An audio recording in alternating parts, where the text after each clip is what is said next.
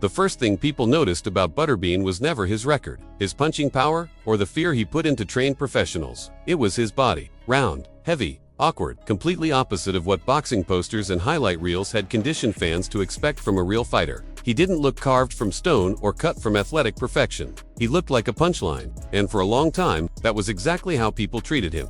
When Butterbean began stepping into the ring, laughter often arrived before respect. Promoters marketed him as a novelty. Fighters dismissed him as a sideshow. Commentators joked about his size before they ever talked about his skill. The assumption was simple and cruel. A man who looked like that could never be dangerous. That assumption would end careers, alter reputations, and leave more than a few men staring up at the lights, wondering how badly they had misjudged what stood in front of them. Butterbean didn't enter boxing through the front door of elite gyms or Olympic pipelines. His path ran through the Toughman contests, a brutal proving ground where toughness mattered more than aesthetics. There, stripped of illusion, Butterbean discovered something that couldn't be laughed away. He could punch, not just hard, but with a kind of raw, shocking force that didn't need elegance or finesse. When his fists connected, they landed with finality.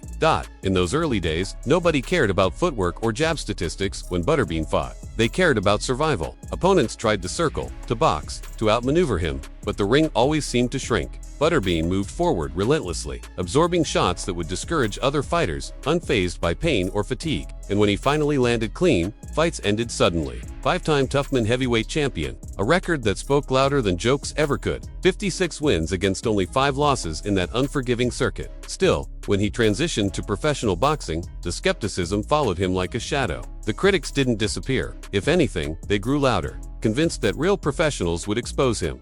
One of those professionals was Doug Norris. On paper, Norris looked like everything Butterbean wasn't supposed to be. Leaner, more traditional, more boxer-like. He was the kind of fighter people trusted visually, even though he hadn't won a professional bout. When the two were scheduled to meet on November 30th, 1994, most eyes were on Butterbean, waiting for the inevitable joke to end. It didn't.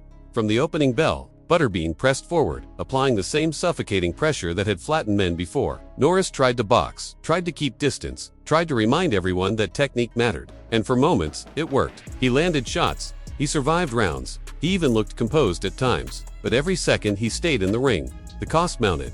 Butterbean didn't rush recklessly. He stalked, he threw wide, heavy punches that didn't need precision to do damage. Norris absorbed punishment bravely, but bravery isn't armor. By the 4th round, the accumulation told the story. A head clash worsened the situation, and once the opening appeared, Butterbean seized it without hesitation. Norris went down, overwhelmed, and the fight ended in a technical knockout.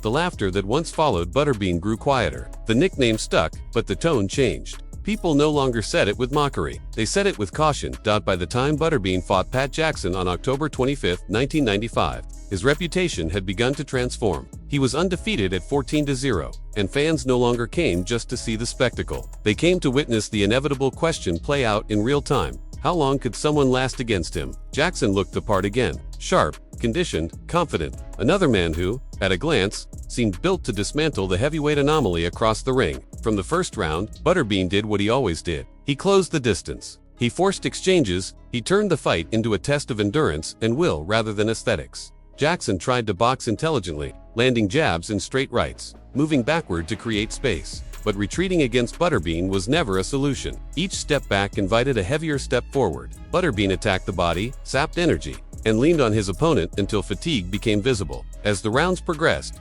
Jackson's movements slowed. His holding increased. His answers dwindled. Butterbean didn't need to knock him out cold to assert dominance. The pressure itself was enough. When Jackson's corner retired him before the 4th round, the message was clear. There was no answer for what Butterbean brought into the ring. By then, the narrative had fully shifted. Butterbean wasn't an accident or a gimmick. He was a problem. His rise continued, and with it came bigger names and louder stages. When he faced Peter McNeely in 1999, the fight carried real intrigue. McNeely had stood across from Mike Tyson, and that alone granted him credibility in the eyes of many. Despite Butterbean's impressive record, McNeely entered as the favorite, buoyed by the belief that experience against elite opposition mattered more than knockout highlights. From the opening seconds, Butterbean erased that confidence. He advanced immediately, cutting off space, forcing McNeely into exchanges he couldn't win. McNeely landed some hooks, showed moments of resistance, but every punch Butterbean delivered seemed heavier, more destabilizing. The size difference was striking. Butterbean outweighed him significantly, and with that weight came leverage. Each connection shook McNeely, not just physically, but psychologically. With 1 second left in the first round, the referee stepped in and stopped the fight.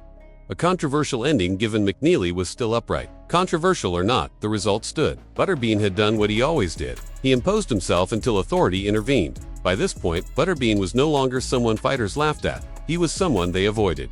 His notoriety extended beyond boxing. At WrestleMania 15, he stepped into a different spotlight entirely, facing Bart Gunn in one of the most infamous crossover moments in combat sports entertainment. The result was swift and brutal, reinforcing Butterbean's image as a man whose power transcended environments. It didn't matter where the ring was or what banner hung above it. If you stood in front of him, the danger was real. Eventually, Butterbean ventured into mixed martial arts, a realm far less forgiving to specialists. Critics expected him to fail spectacularly, and in some ways, they were right. MMA demanded skills Butterbean had never needed before. Grappling, submissions, transitions on the ground. These were foreign territories. His fight against Genki Sudo in 2003 exposed those limitations. Sudo's speed, creativity, and technical mastery contrasted sharply with Butterbean's straightforward approach. Yet even there, moments of danger existed. Each time Butterbean swung, the crowd held its breath. Power like that doesn't vanish just because the rule set changes. When Sudo eventually secured a submission in the second round, it wasn't humiliation.